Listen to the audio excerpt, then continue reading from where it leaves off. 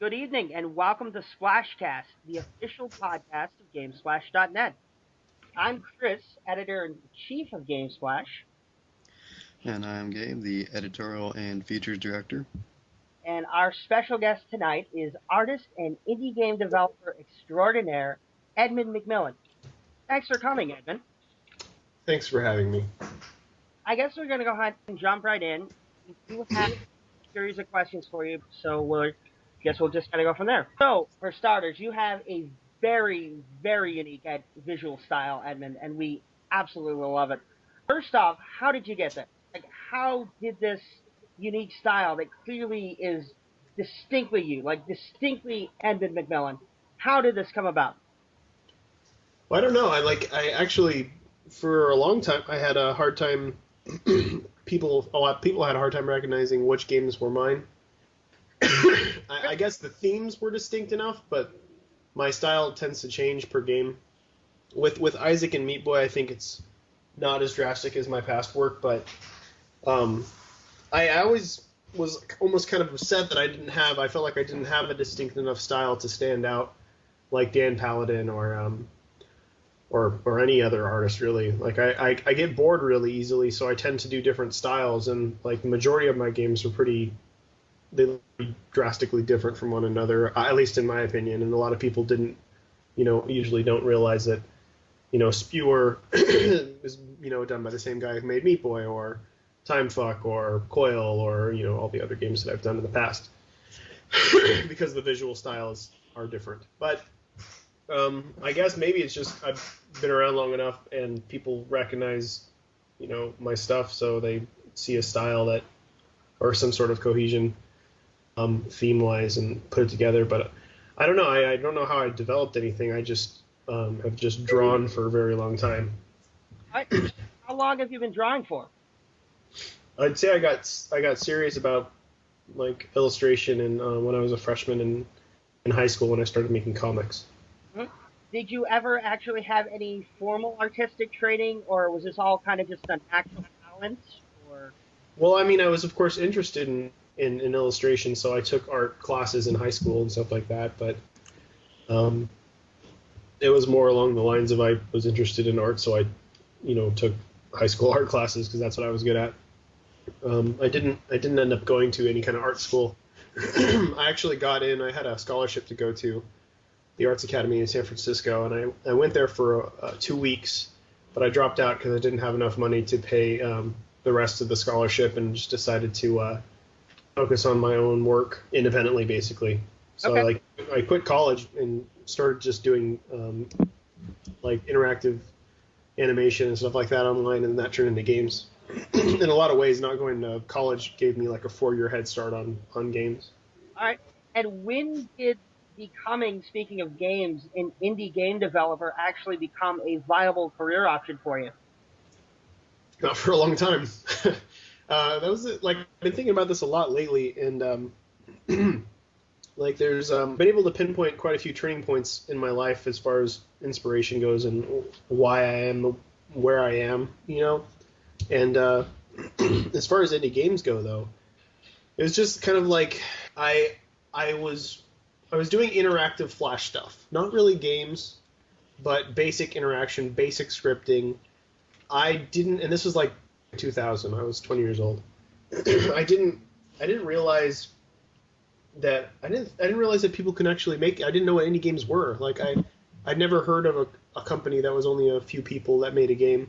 I didn't realize that it was only 5 or 6 people, and it just seemed like an impossibility for 1 or 2 people to make something, video game wise. So I never thought it was in the cards. It wasn't an option at all. And around that time, I had a website called This Is a Cry for Help, and that's where I hosted all my comics and interactive stuff. And in the forum, somebody had posted there's this indie game called Bridge Builder, and this is like 99, 2000, and it kind of went around, and it was this really rough around the edges physics-based game. And I played it, and then I found out that the guy that made it, actually, the office that he used was just like 3 blocks from my house.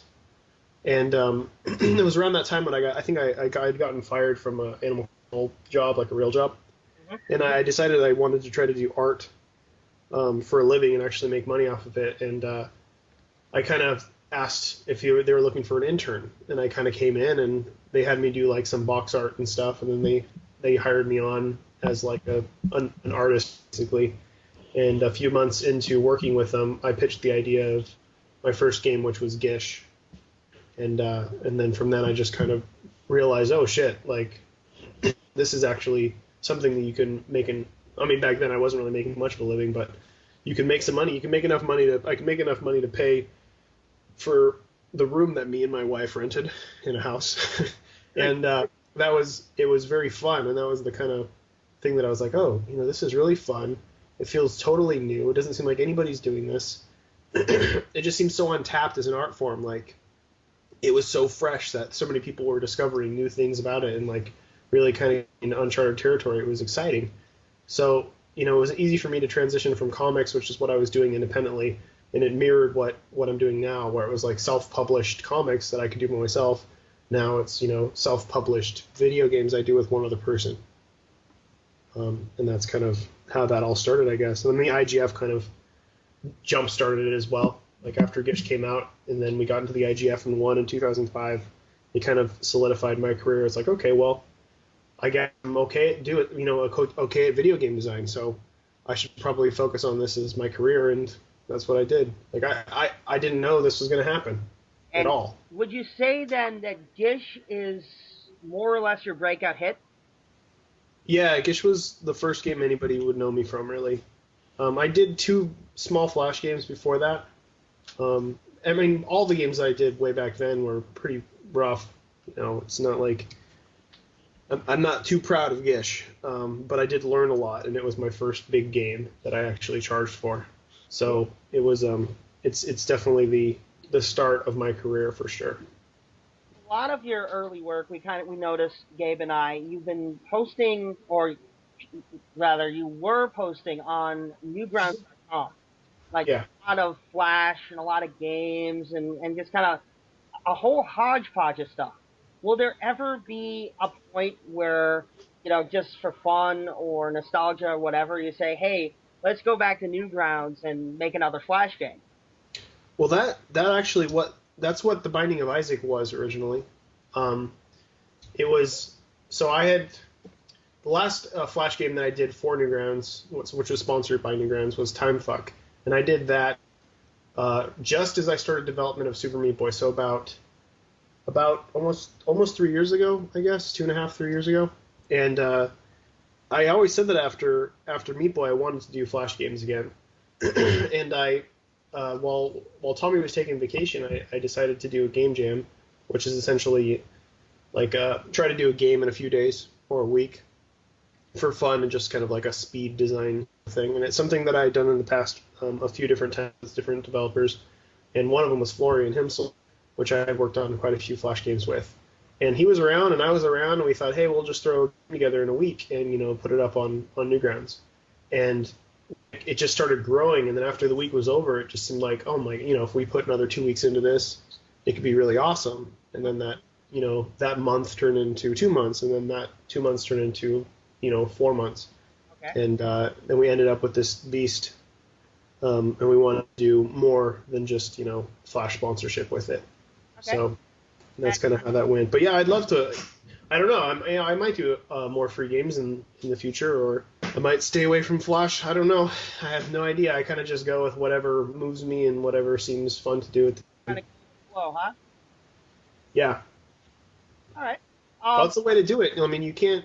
You got to go with the flow, because if you force yourself into something that you're just lukewarm about, there's a chance that you're not going to have the inspiration and drive to finish it, or you're just going to half-ass it. Like, it's really important to let yourself open up enough to be like, what feels right, what feels fun, what will motivate me throughout the project, and that's what you need to grab onto, because if it's not there, you're going to struggle and it's just going to turn out shitty. I've done that. That's from experience. There's many games I've worked on that felt forced. Like, what kind of games have you worked on that post-mortem felt forced? Yeah. I worked on this game called Blast Miner, which felt very forced.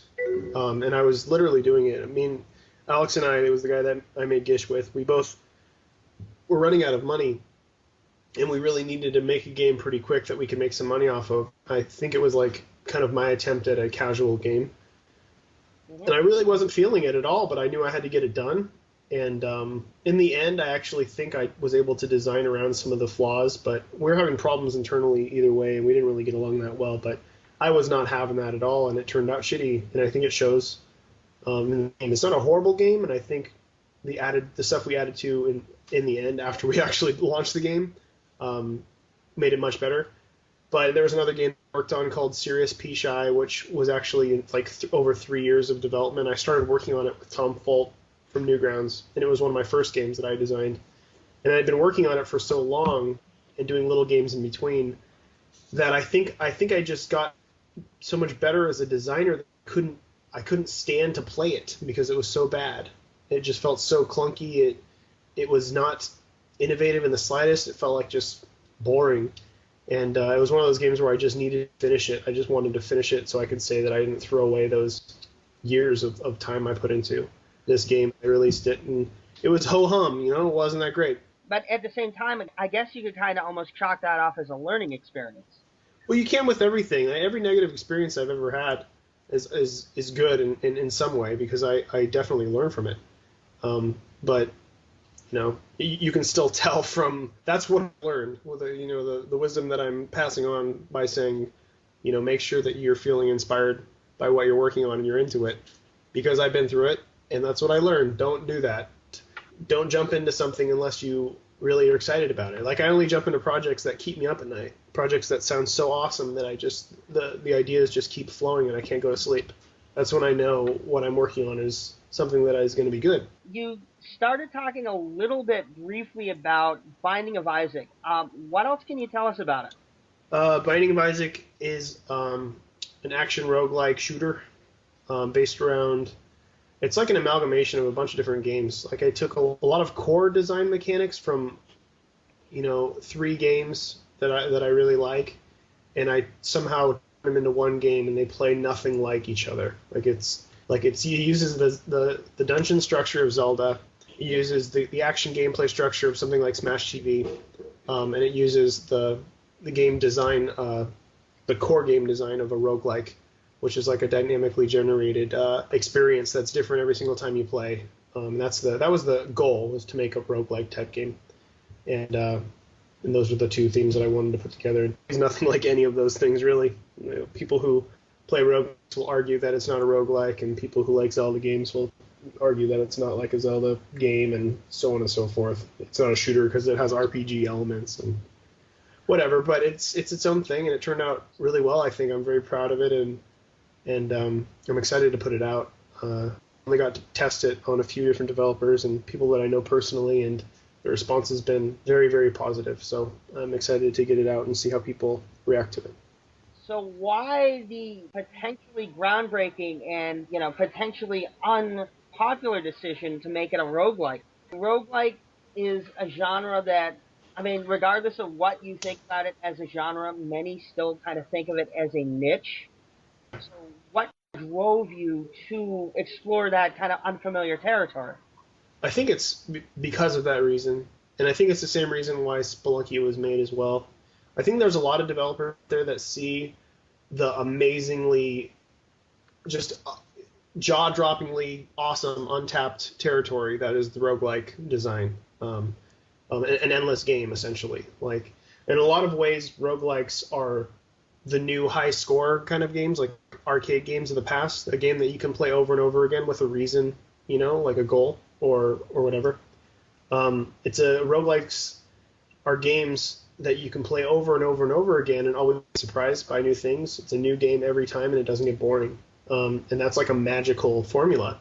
But the thing is usually roguelikes are so alienating by the way they look or the complexity of the game's design and everything else that it turns off the majority of people.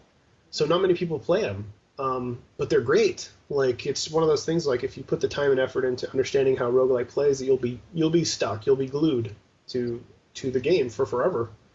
I still play Crawl. I still play Spelunky. Desktop Dungeon's another great one. That's a roguelike type game. Diablo was a roguelike game. based off roguelikes. It's a great formula, and it's really interested in games that can continuously be fun. It's just a new design that not many people are using, that I really wanted to play around with, and it's something that I'm going to be using again in the next Team Meat game that Tommy and I are working on. All right.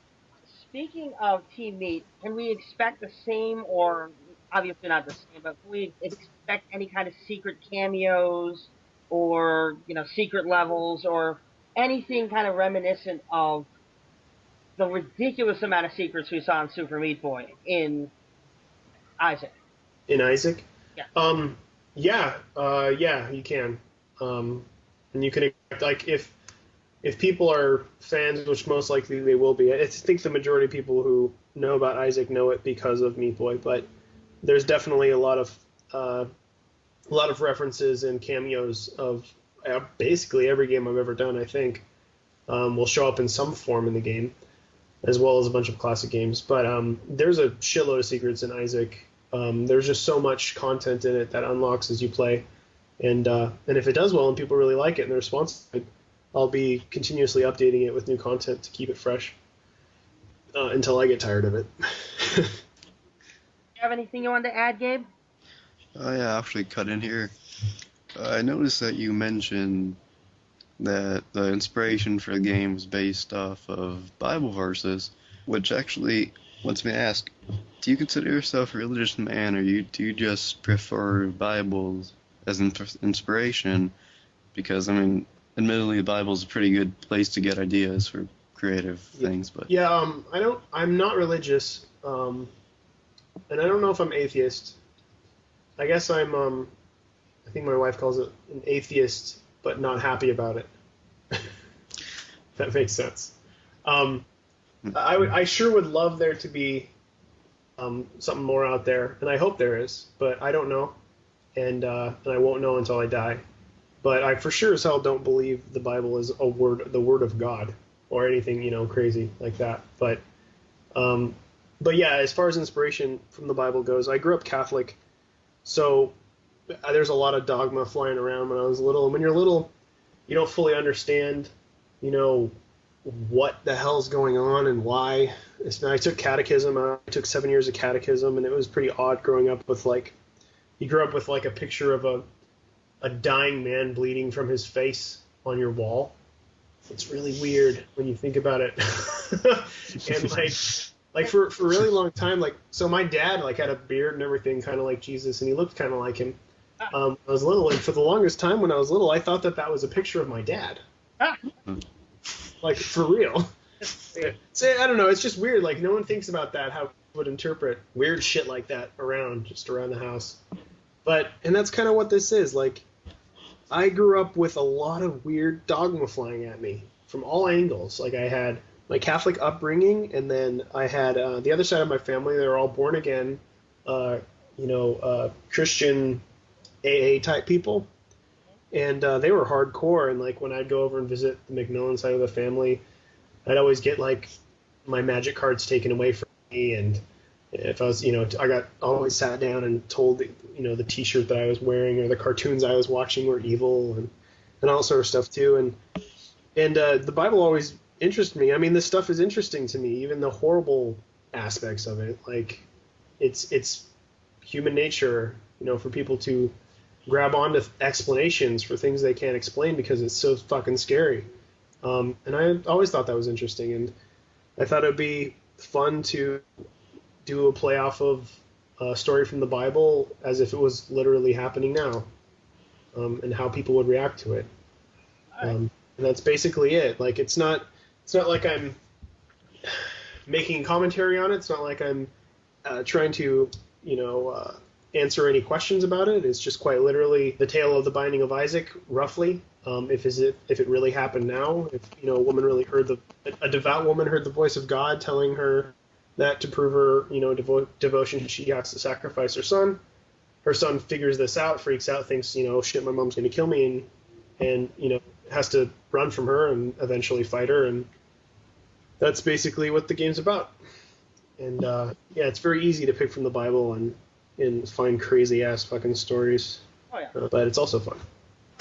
Kind of shifting gears here for a moment. Beyond Super Meat Boy, beyond the Super Meat Boy comics, what can we expect, if anything, next for Meat Boy as a character? Um, I think the only you can ever expect from Meat Boy outside of what you've seen him in is simply cameos in future games. I don't plan on ever doing another Meat Boy.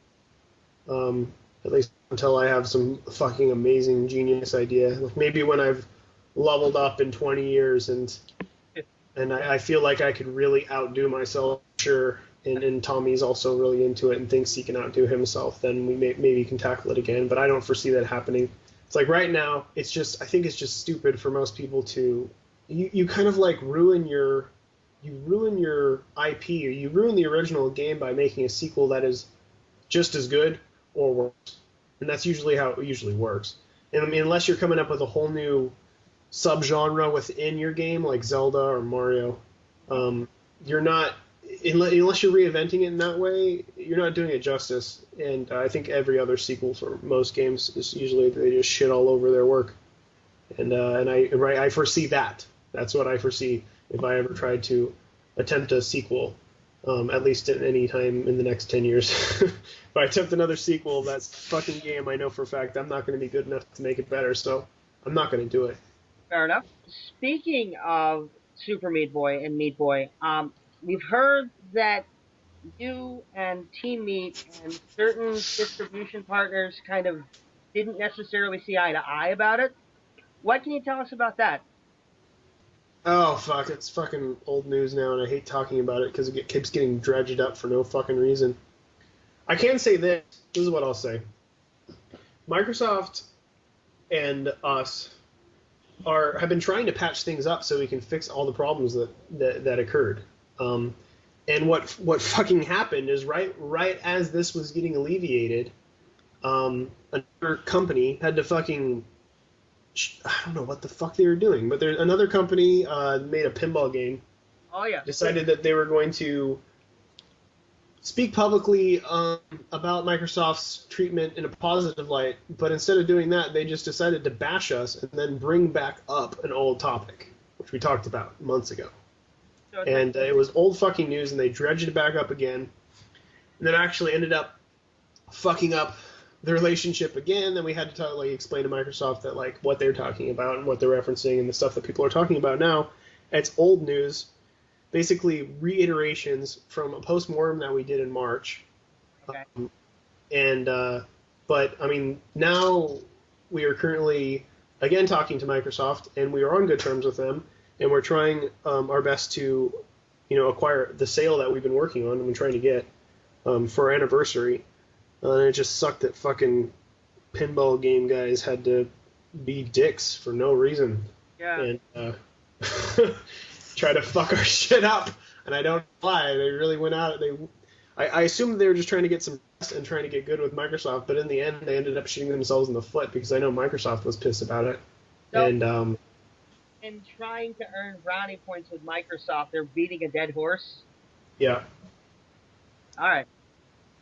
it's an odd way to beat the dead horse too. It's like by beating the dead horse, you go over to the fucking owner of the horse, who's already upset about the dead horse being beat, and you shoot him in the foot.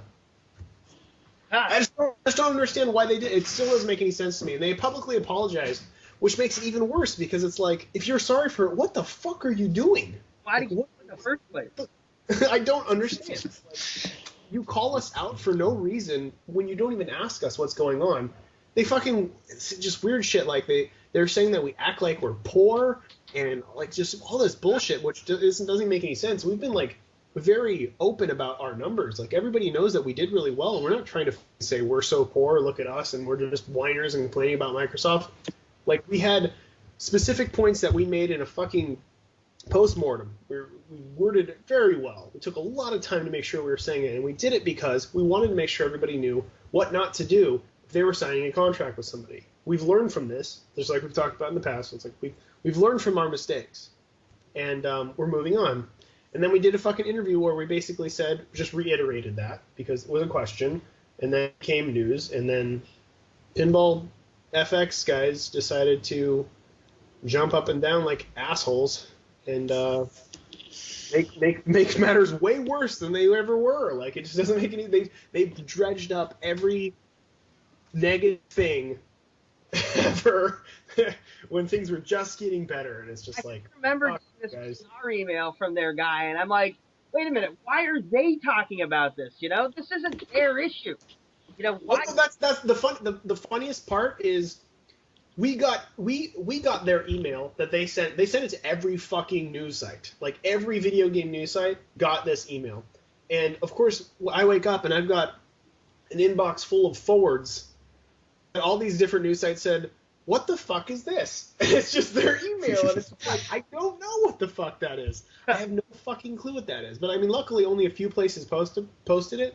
But then the other places ended up just reposting our old post-mortem, which then just made it seem like we were complaining again, when all it was dredging up old news. Mm-hmm. And it's just like, oh my god. And I even wanted to do like a post on it and try to make things better, but I knew it would just make things worse.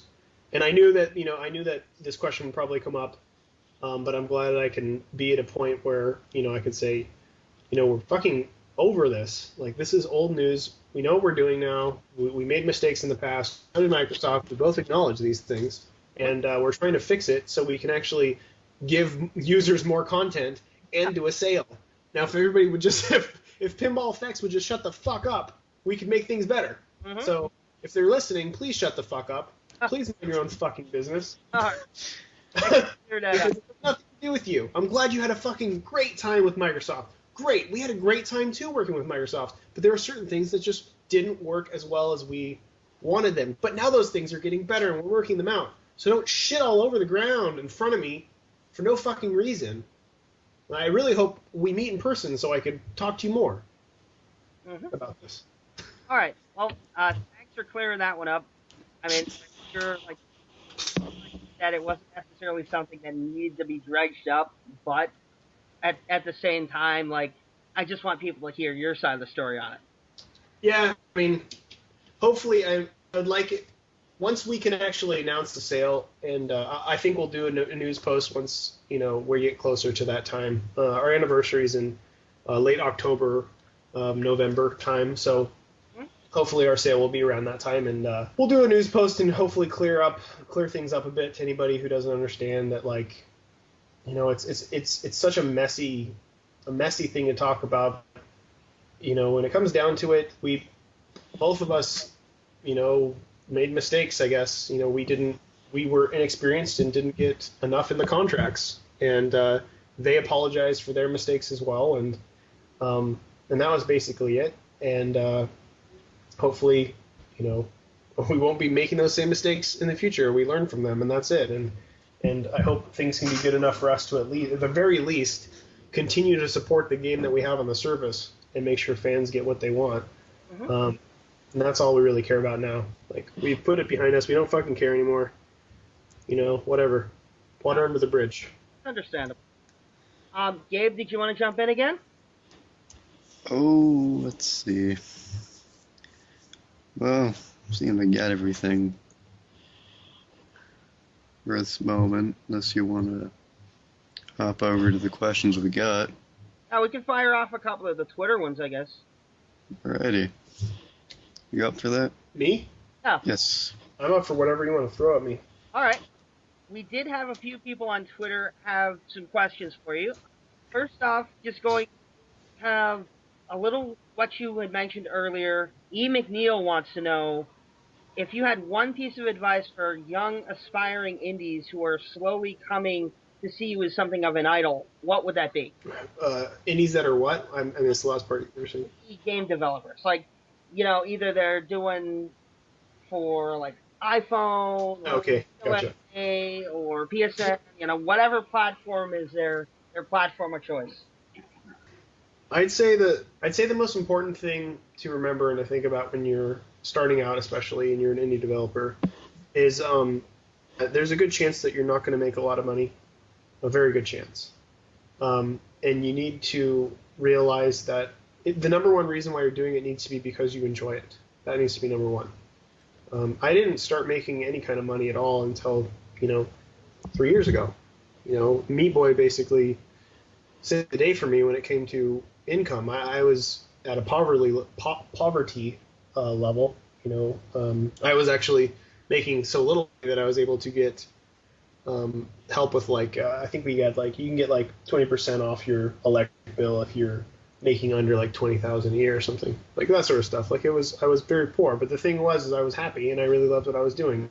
And if you love what you're doing and that's what matters, then you're going to always be happy. And that's the number one thing, is to make sure that you're happy with what you're doing.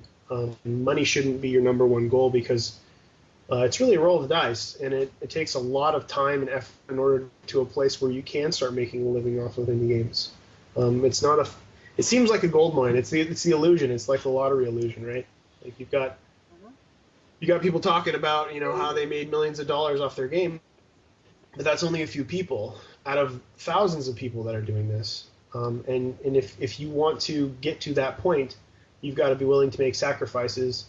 But the most important thing is if you're not enjoying what you're doing, like I've said before, if you're not enjoying what you're doing, it's going to show your game and no one's going to care. You have to be in love with what you're doing. You have to be passionate about what you're doing. You have to be willing to talk about it and do interviews and do podcasts like this and talk about what you're working on, because if you care enough to do that, then why should anybody else care about your game? Just think logically about it. I mean, this is all logical stuff. If you're not happy, don't fucking do it. Don't expect to make a lot of money because it is a roll of the dice, especially on something like iPhone or something that's thousands and thousands of people think that they're gonna be the next fucking rip off bird game or whatever. Yeah. But that's an important thing to remember, and I'm super serious about that. Don't throw your life away into something that you're not really passionate about, because you're not going to succeed. It's a guarantee. Okay. And then again, if you really are passionate about it and you're not getting where you want in the time that you want, you need to take a step back and realize that it's going to take some time, and you may not ever do it. But if you're happy, then that's all that really matters. Then you succeeded in that part. Yeah, you just got to pay your dues. A lot of ways. Be realistic and realize that you need to get better too. You've got to get better in order to evolve as an artist in a lot of ways, which I hope to do as well. One day I hope to be good enough to do Meat Boy 2. I don't foresee that happening for a very long time, if ever, but it is a goal. I hope to get much better. Yeah. All right. Steel Dragons asks.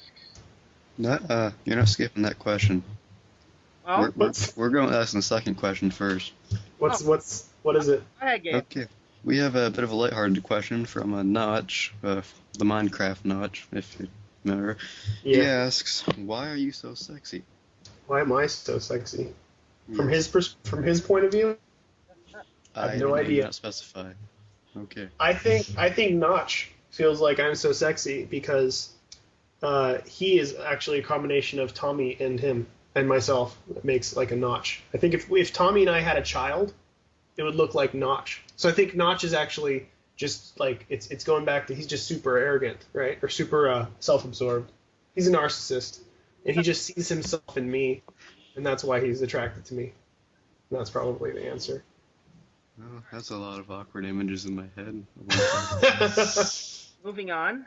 Steel Dragons wants to know, how do you and Team Meat see the future of PC gaming? I mean, there's been a lot of talk about, 2014, PC is going to be the predominant console again, and it's kind of moving towards the cloud, and where do you see it going? Well, yeah, I mean, when it comes to digital distribution, PC is destroying everyone. I mean, that's obvious. I mean, I don't think there's one game out there that's come out in the past 2 years on a console digitally and PC that has done better on PC. I mean, done better on console. PC always, especially Steam, of course, always beats out all other Xbox Live and whatever else, because they just have a much bigger user base. I think it's millions more.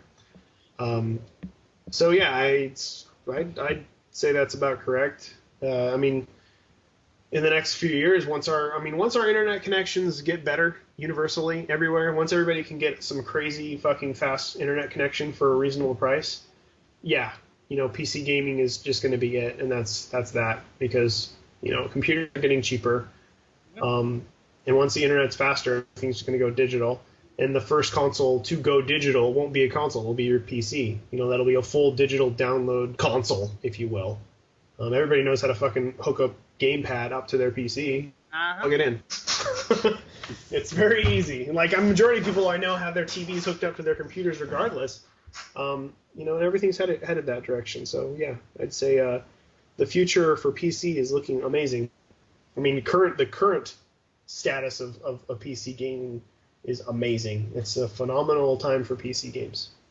All right, now part 2 to that question is, what role, if any, do you see DRM playing in that PC-centric future? I don't know. Well, I'm my opinions on DRM might not be shared by everyone. I don't see the point in it, but whatever. I mean, distributors are going to want to put DRM on things because that's just the way they feel comfortable doing things, so it's understandable. I'm not the kind of person that's annoyed by it, but I can understand why other people are, and I can also understand how adding annoying DRM to games would actually cause a company to lose more money through piracy, because I know from experience being annoyed by something and saying, well, fuck you, I will steal this. You can't get away with that kind of, knee-jerk reaction when something seems like it should be so easy. But yeah, I mean, my opinions on DRM are about that. I don't really care about piracy. I don't think it affects things as much as anybody thinks, at least especially not in the U.S. And I think that most people who respect the person who's making whatever they're making that can afford it will buy it. And DRM-wise, whatever works. I think it's kind of up to the publisher or whoever's putting the DRM in to kind of see if it's hurting more than it's helping. And I don't know. I don't think people should really care much about it. I don't think it's doing much. What is it going to delay people by about 3 hours? Just pirate your game? I don't.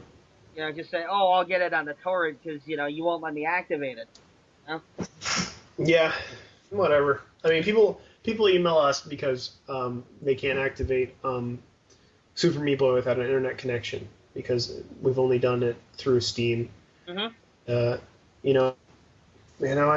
sorry. That's just the way it works. We don't have a non-DRM version, and I can understand that being an annoyance, but whatever. If you don't like it, you can always pirate it. So we'll never see Super Meat Boy, for instance, in, say, Humble Bundle? Oh, I'm sure you'll see a non-DRM Super Meat Boy in a Humble Bundle. But the thing about it is, a non-DRM version of Super Meat Boy, a non-Steam-enabled version of Super Meat Boy, means that it won't connect to their servers.